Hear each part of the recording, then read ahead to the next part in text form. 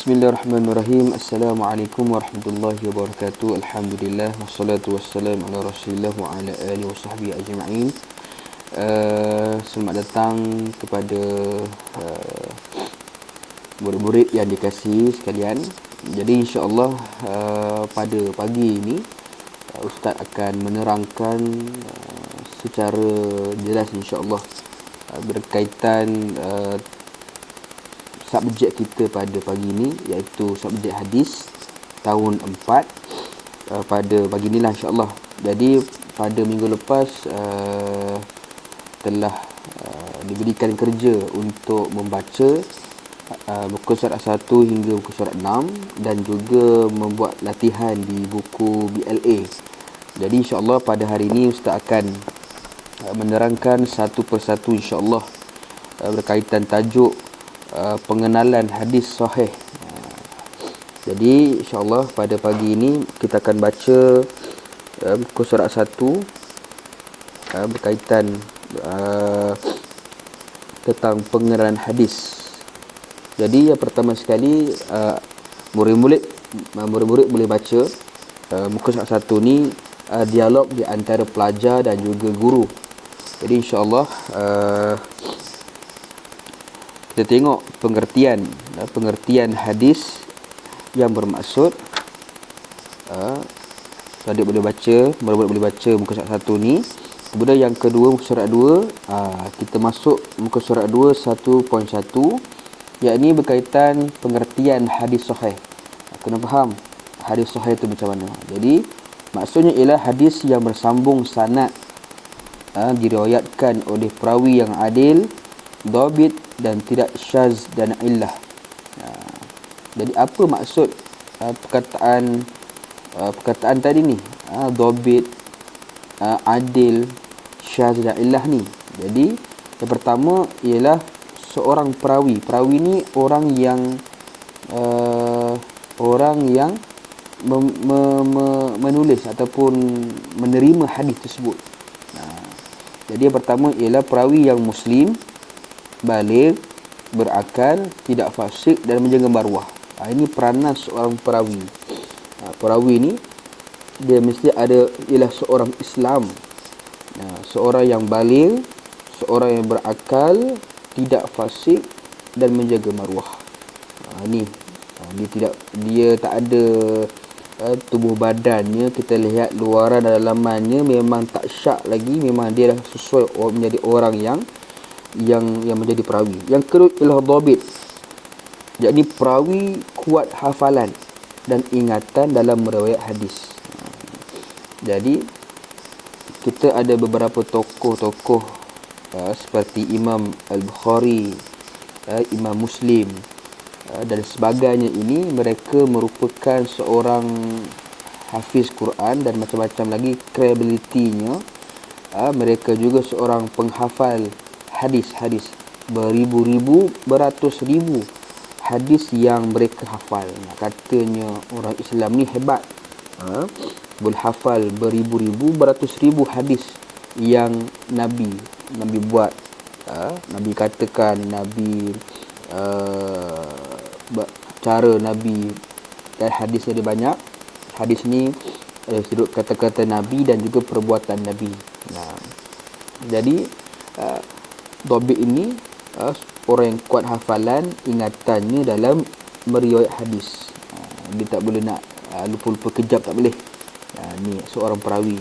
Yang ketiga ialah keraguan pada hadis. Tidak ada keraguan dalam hadis. Contoh dia nak meriwayat hadis, dia terlupa satu dua, dia syak-syak buat sangka, ragu-ragu ada tak ayat ni ataupun tak ada ayat ni.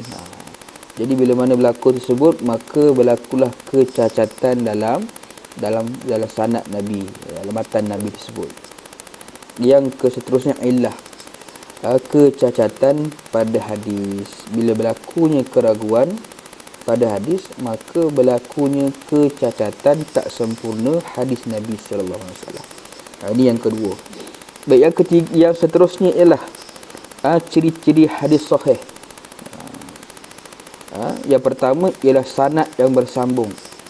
Seperti contohlah an Abi Hurairah radhiyallahu anhu qala an Nabi Muhammad sallallahu alaihi wasallam, dia bersambung-sambung. Yang kedua ialah perawi yang adil. So tadi saya sebut perawi yang adil, muslim, baligh, berakal, tidak fasik dan menjaga maruah. Yang ketiga ialah perawi yang ingatan. Yang keempat, tiada keraguan hadis. Yang kelima, tiada kecacatan hadis. Ini ciri-ciri hadis sahih. Saya ulang, sanad bersambung, perawi yang adil, perawi yang kuat ingatan. Yang keempat, tiada keraguan hadis. Dan yang kelima ialah tiada kecacatan pada hadis. Jadi pentingnya ciri-ciri hadis sahih. Kita kena faham sumber kita orang Islam ada dua. Yang pertama Al-Quran, yang kedua hadis. Kena pilih hadis sahih lah. Sebaik-baiknya kita pilih hadis yang sahih daripada baginda Rasulullah dan diriwayatkan oleh perawi-perawi yang betul, bukannya yang memiliki keraguan. Kemudian muka surat 4, dialog di antara guru dan juga murid-murid berkaitan tentang hadis-hadis. Kalau kita lihat berkaitan hadis dhaif. Tadi kita baca hadis sahih. Yang kedua ialah adanya hadis dhaif. Ada banyak lagi hadis-hadis, tapi yang kita pelajari pada hari ini ialah berkaitan hadis sahih dan hadis dhaif. Maksud dhaif ialah, hadis dhaif ialah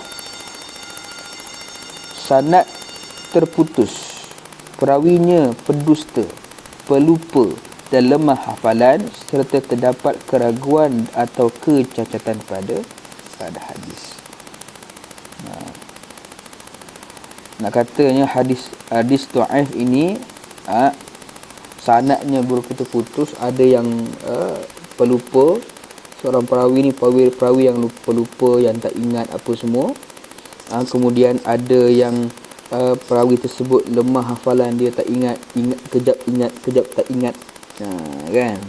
Jadi yang tersebut ialah terdapat keraguan pada hadis dan juga kecacatan pada hadis. Dalam sanad dan matan tak cukup. Jadi perlu ingatlah berkaitan hadis sahih. Hadis sahih ni yang seperti saya sebut tadi. Yang kedua ialah hadis dhaif, hadis yang sanadnya terputus, perawinya pendusta, yang tidak adil, yang tidak berkata benar. Yang ketiga pelupa, lemah hafalan. Yang seterusnya terdapat keraguan dan juga kecacatan pada hadis. Ni dua perkara penting yang kita kena ingat. Pertama hadis sahih dan hadis dhaif. Dan hadis sahih ini kita kena faham bahawasanya hadis sahih ini boleh beramal dan berhujah. Oleh itu jangan ambil hadis dhaif untuk berhujah. Jadi kita dalam kita nak menyampaikan ilmu, dalam kita nak apa-apa jua, sekalipun nak pertahankan diri kita, nak pertahankan Islam, kita lebih baik dan sebetulnya kita menggunakan hadis sahih sebagai kita punya hujah kita. Seperti contoh, kita sayang kepada sahabat-sahabat kita, saudara-saudara kita. Jadi kita gunakan beberapa hadis berkaitan menyayangi tentang saudara. Mencintai Nabi lebih daripada mencintai diri sendiri dan juga mak ayah. Hadis-hadis juga ada hadis Nabi berkaitan tentang mencintai Nabi lebih daripada segala-galanya. Kemudian hadis dhaif ini tidak boleh dijadikan dalil, namun boleh dijadikan rujukan. Contoh, murid-murid boleh baca dalam muka surat 5 info. Yang pertama digunakan untuk kelebihan beramal. Yang kedua boleh dijadikan kisah motivasi. Yang ketiga, boleh digunakan sebagai teladan. Hadis dhaif ni dia tak boleh kita nak berhujah, tak boleh dijadikan dalil sebagai, tapi untuk rujukan diri kita sahaja. Kita tak boleh nak pertahankan seseorang itu dengan menggunakan hadis dhaif, tak boleh. Hanya menggunakan hadis sahih sahaja kalau boleh. Menggunakan hadis sahih sebagai hujah kita dan juga sebagai amalan kita. Dan hadis dhaif tidak boleh dijadikan dalil, namun boleh dijadikan rujukan sendiri untuk digigiti sahaja. Untuk kelebihan beramal, untuk kisah motivasi kita, untuk sebagai teladan kita sahaja. Tak boleh untuk kita jadikan hujah dalam apa jua keadaannya. Kalau ceramah dalam kita nak bercakap tentang ilmu pun, kita mesti gunakan hadis yang sahih. Seterusnya ialah kepentingan hadis. Kepentingan hadis yang pertama ialah kepentingan hadis sahih yang pertama ialah mengukuhkan keyakinan terhadap amalan dan juga amalan yang dilaksanakan. Seperti contoh hadis Nabi berkaitan solat. Dalam Quran, kepentingan kewajipan kita dalam solat, tapi macam mana cara solat. Jadi Nabi menunjukkan cara bagaimana solat, simulasi cara bagaimana nak solat. Jadi apa perbuatan Nabi itu adalah hadis daripada baginda Rasulullah. Dengan takbirnya, dengan rukuknya, iktidal sebagainya. Ini di antara mengukuhkan lagi keyakinan kita dalam sesuatu amalan.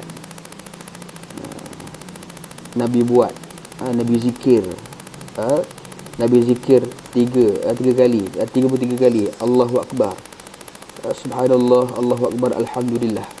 Ini ada hadis dia Nabi buat. Saya berkongsi sikit berkaitan Siti Fatimah alaihissalam. Siti Fatimah radhiyallahu anha, dia penat. Lalu Nabi memberitahu supaya Siti Fatimah ini berzikir kepada Allah Subhanallah, walhamdulillah, Allahu Akbar dengan 33 kali. Ini katanya hadis sahih ini mengukuhkan lagi keyakinan kita terhadap amalan yang kita lakukan. Yang kedua ialah dalil dan hujah dalam menentukan hukum. Kita kena faham hadis Nabi ni bukan hanya berkaitan fiqh saja. Hadis Nabi berkaitan akidah dan sebagainya, banyak dalam kenegaraan, dalam akhlak, hadis akhlak ada, akidah dan dakwah dan sebagainya.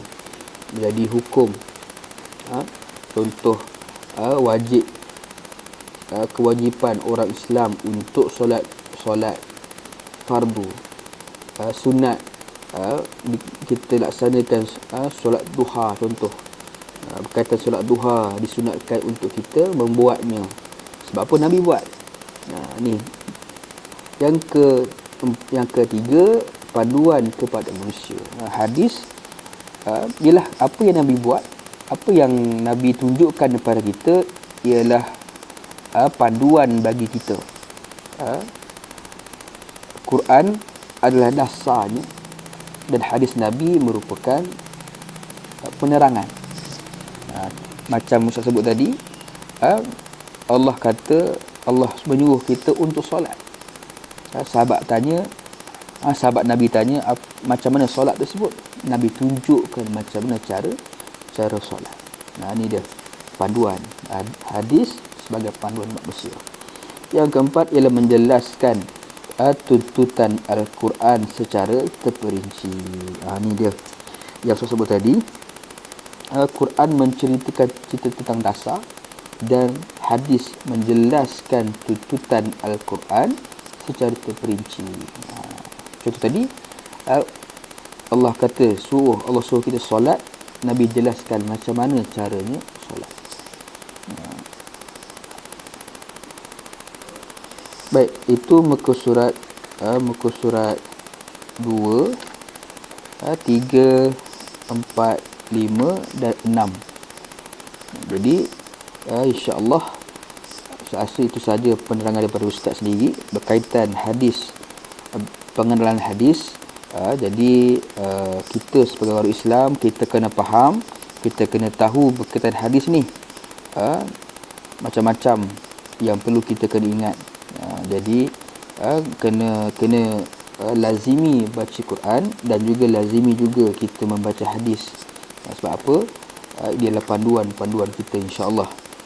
Jadi saya harap kamu dapat membacanya dan menghafal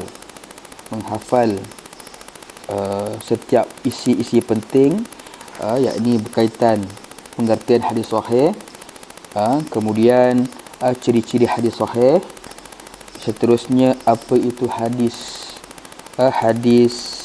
dhaif, kemudian kepentingan hadis sahih. Ni kamu kena ingat. Saya harapkan kamu dapat hafal benda ni, dan yang seterusnya kamu dah buat buku latihan. Jadi kamu buat pula nota padat ataupun nota perteminda. Kalau kita lihat dekat sini, muka surat 2, boleh juga buat cara macam ni ataupun buat pelbagai-pelbagai corak, tak salah.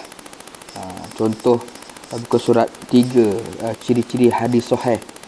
Dia buat bentuk macam tampal kat dinding tu kan.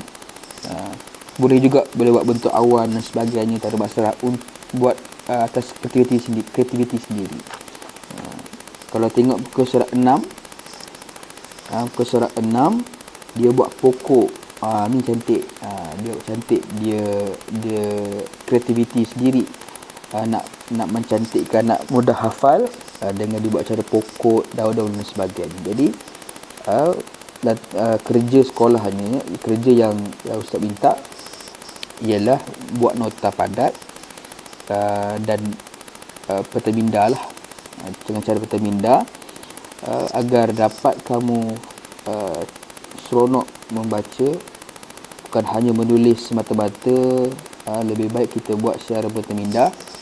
Muka surat 2, 3 dan juga 5.